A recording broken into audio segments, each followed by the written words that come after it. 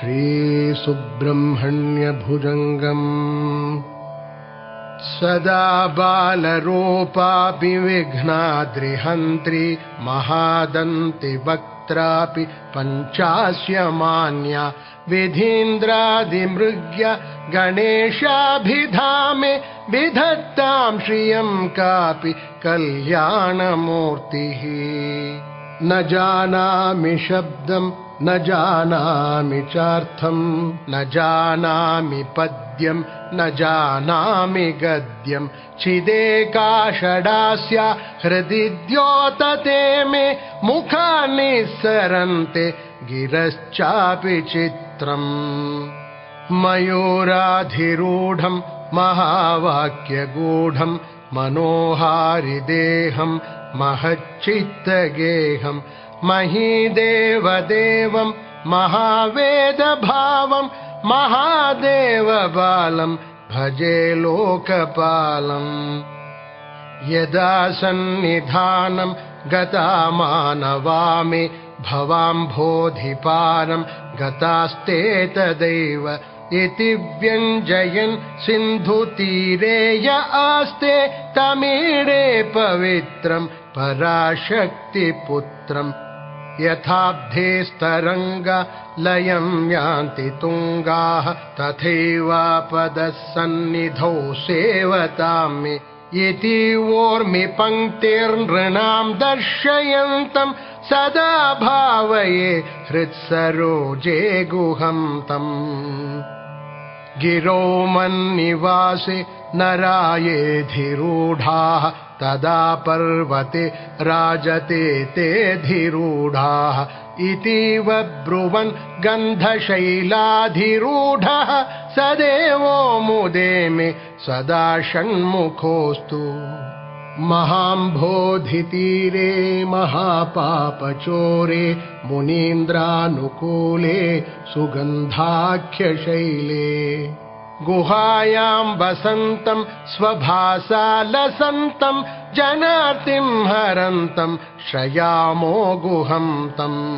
लसत्स्वर्णगेहे नृणां कामदोहे सुमस्तोमसञ्छन्नमाणिक्यमञ्चे समुद्यत्सहस्रार्कतुल्यप्रकाशं सदा भावये कार्तिकेयं सुरेशम्।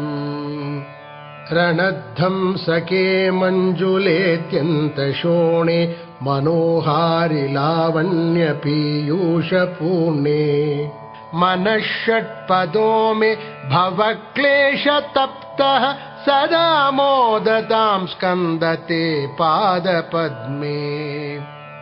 सुवर्णाभदिव्याम्बरैर्भासमानां क्वणत्किङ्किणी मेखला शोभमानां लसद्धेमपट्टेन विद्योतमानां कटिं भावये स्कन्दते दीप्यमानाम्।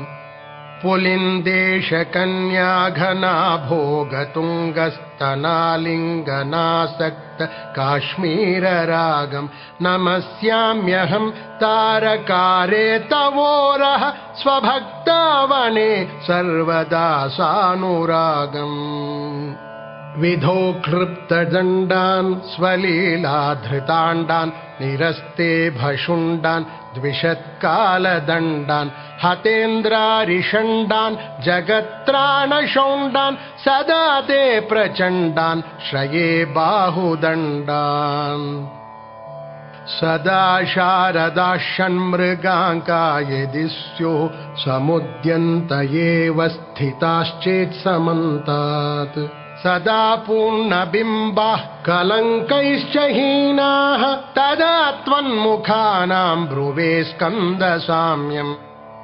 स्फुरन्मन्दहासैः सहंसानि चञ्चत्कटाक्षावलीभृङ्ग सङ्घोज्ज्वलानि सुधास्यन्ति बिम्बाधराणीशसूनो तवालोकये षण्मुखाम्भोरुहाणि। विशालेषु कर्णान्तदीर्घेष्वजस्रं दयास्यन्दिषु द्वादशस्वीक्षणेषु महीषत्कटाक्षः सकृत्पातितश्चेत् भवेत्ते दयाशील का नामहानिः सुताङ्गोद्भवो मेऽसि जीवेति षड्धा जपन्मन्त्रमेषो मुदा जिघ्रते यान् जगद्भारभृद्भ्यो जगन्नाथ तेभ्यः किरीटोज्ज्वलेभ्यो नमो मस्तकेभ्यः स्फुरद्रत्नकेयूरहाराभिरामः चलत्कुण्डल श्रीलसद्गण्डभागः कटोपीतवासाः करे चारुशक्तिः पुरस्तान्ममास्तां पुरारेस्तनूजः इहायाहि वत्सेति हस्तान् प्रसार्याह्वयत्यादराच्छङ्करे मातुरङ्गात् समुत्पत्यतातं शयन्तं कुमारं हराश्लिष्टगात्रं भजे बालमूर्तिम् कुमारेश सूनो गुहस्कन्द सेनापते शक्तिपाणे मयूराधिरूढ पुलिन्दात्मजाकान्त भक्तार्तिहारिन् प्रभो तारकारे सदा रक्ष मां त्वम् प्रशान्तेन्द्रिये नष्टसंज्ञे विचेष्टे कफोद्गारि वक्त्रे भयोत्कम्पि गात्रे प्रयाणोन्मुखे मय्यनाथे तदानीं द्रुतं मे दयालो भवाग्रे गुहत्वम् कृतान्तस्य दूतेषु चण्डेषु कोपात् दहच्छिन्धिभिन्धीति मां तर्जयत्सु मयूरं समारुह्य माभैरिति त्वं पुरःशक्तिपाणिर्ममायाहि शीघ्रम् प्रणम्या सकृत्पादयोस्ते पतित्वा प्रसाद्य प्रभो प्रार्थयेनेकवारम् न वक्तुं क्षमोऽहं तदानीं कृपाब्धेन कार्यान्तकाले मनागप्युपेक्षा सहस्राण्डभोक्ता त्वया शूरनाम हतस्तारकः सिंहवक्त्रश्च दैत्यः ममान्तर्हृदिस्थं मनक्लेशमेकं न हंसि प्रभो किं करोमि क्वयामि अहं सर्वदा दुःखभारावसन्नो भवान् दीनबन्धुस्त्वदन्यं न याचे भवद्भक्तिरोधं सदा क्लृप्तबाधं ममाधिं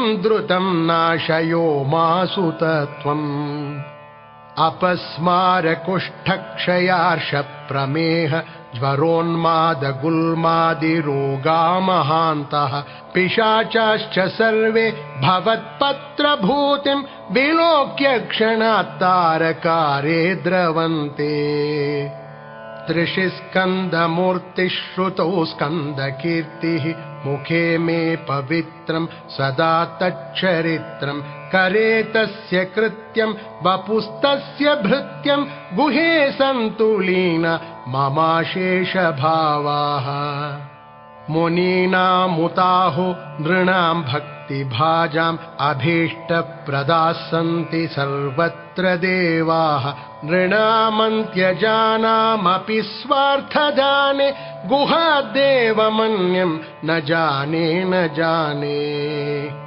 कलत्रं सुता बन्धुवर्गः पशुर्वा नरो वाथ नारी गृहे ये मदीयाः यजन्तो नमन्तस्तुवन्तो भवन्तं स्मरन्तश्च ते सन्तु सर्वे कुमार मृगाः पक्षिणो दंशकाये च जुष्टाः तथा व्याधयो बाधकाये मदङ्गे भवच्छक्तितीक्ष्णाग्रभिन्नाः सुदूरे विनश्यन्तु ते चूर्णितक्रौञ्चशैल जनित्री पिता च स्वपुत्रापराधं सहेते न किं देवसेनाधिनाथ अहं चातिबालो भवान् लोकतातः क्षमस्वापराधं समस्तं महेश नमः केकिने शक्तये चापि तुभ्यं नमश्चागतुभ्यं नमः कुक्कुटाय नमः सिन्धवे सिन्धुदेशाय तुभ्यं पुनः स्कन्दमूर्ते नमस्ते नमोऽस्तु।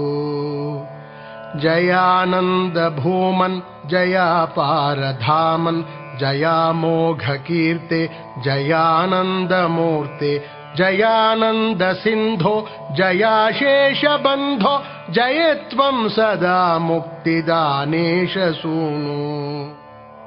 भुजङ्गाख्यवृत्तेन कृप्तं स्तवं यः पठेद्भक्तियुक्तो गुहं सम्प्रणम्य स्वपुत्रान् कलत्रं धनं दीर्घमायुः लभेत् स्कन्दसायुज्यमन्तेन रसः लभेत् स्कन्दसायुज्यमन्तेन रसः।